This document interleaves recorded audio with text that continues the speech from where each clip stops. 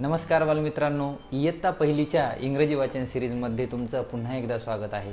आज आपण ए या मुळाक्षराचे, ज्याला आपण स्वर म्हणतो, इंग्लिशमध्ये ज्याला वॉवेल्स म्हणतात, त्याचे वेगवेगळे आवाज बघणार आहोत। तर आज आपण पाहणार आहोत ए या मुळाक्षराचे वेगवेगळे 11 आवाज आहेत। त्याचा आवाज ए येतो, ॲ येतो, आ येतो, तर ते आज आपण शिकूयात। तर बघा, या ठिकाणी आपण ते कागदावर लिहून घेतलेले आहेत। बघा, पहिला जे आवाज आहे तो आहे शॉर्ट ए। काय आहे? शॉर्ट ए। त्यामध्ये आपण ए ला वाचतो ॲ। काय वाचतो? ॲ। तर बघा, क ॲ ट, इथं काय झालं? कॅट। परत बघा, क ॲ ट, कॅट। ब ॲ ट, बॅट। हा एचा शॉर्ट आवाज। एचा अजून एक शॉर्ट आवाज कोणता आहे? जर ए नंतर आय आलं तर त्याला आपण शॉर्ट वाचतो ए। बघा, प ए ड, पेड। म्हणा, कसं म्हणता याला? प ए ड, पेड। त्यानंतर आहे ल ए ड, काय म्हणायचं? लेड। काय म्हणायचं? लेड। त्यानंतर एचे लॉंग आवाज, लॉंग म्हणजे त्याचा उच्चार थोडासा लांब असा होतो। बघा, पहिला आवाज आहे ए आणि आय जर आले त्याला म्हणतो ए। तर बघा, स्न ए ल, स्नेल। कसं वाचायचं याचा? स्न ए ल, स्नेल।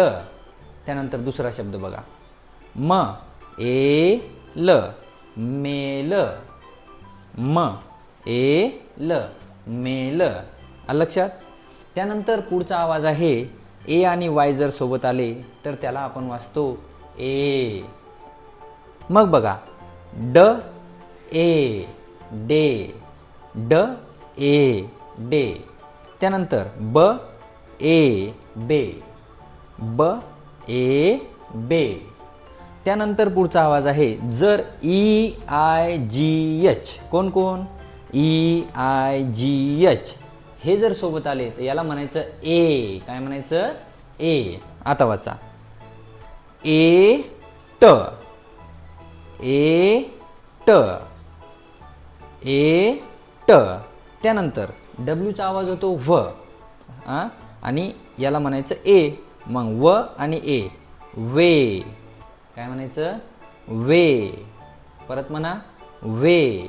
तर अशा पद्धतीने हे ईचे लॉंग आवाज आहेत।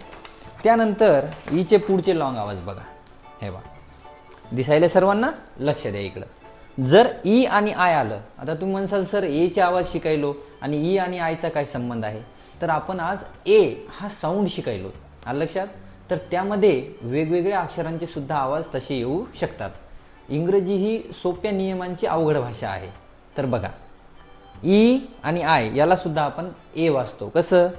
व ए न, व्हेन। व ए न, व्हेन। आलं लक्षात? पुढं बघा, जर ए आलं आणि मध्ये रिकामी जागा किंवा दुसरा शब्द आला आणि त्यानंतर ई आलं तर त्याला आपण ए वाचतो। हे आपण एच्या लॉंग साऊंडमध्ये शिकलेले आहोत। बघा, क ए क, केक। क ए क, केक। त्यानंतर ब ए क, बेक। ब ए क, बेक। हे झालं लॉंग साऊंड। त्यानंतर जर ए आणि यू सोबत आले तर काही शब्द असे ज्यांचा आवाज एच होतो। बघा, ग ए ज, गेज। आता या जीला ज काऊन म्हणलो? त्याचा एक जी या अक्षरानंतर जर ई आलं तर जीचा आवाज ज करायचा असतो। समजून घ्या। बघा, ग ए ज, गेज। त्यानंतर जर ई आलं आणि त्यानंतर ए आलं तर या दोन्हीला आपण ई सुद्धा म्हणतो आणि ए सुद्धा। इथं आपण ए हा आवाज बघणार आहोत। ठीक आहे? जेव्हा आपण ईचे आवाज शिकू तेव्हा आपण त्याचा आवाज ई कुठे येतो तो बघूयात। बघा, ब्र ए क, ब्रेक। ब्र ए क, ब्रेक। समजलं? त्यानंतर फक्त एचा लॉंग आवाज कधी होतो तर शब्दाच्या शेवटी जर वाय आलं तर आपण एला ए म्हणतो। बघा, ब ए बी, बेबी। ब ए बी, बेबी। त्यानंतर ल ए झी, लेझी। ल ए झी, लेझी। आणि आता आपण वळूयात शेवटच्या आवाजाकडे. ई आणि वाय जर सोबत आलं त्याला सुद्धा आपण ए असंच वाचतो. बघा, द ए दे, द ए दे. त्यानंतर फ ए व्हे, व ए व्हे. तर अशा पद्धतीने हे ए या आवाजाचे 11 वेगवेगळ्या प्रकारचे आवाज आपण पाहिले. जर तुम्हाला हे आवडलं तर याला लाईक करा आणि आपल्या चॅनलला सबस्क्राईब करा. थँक्यू.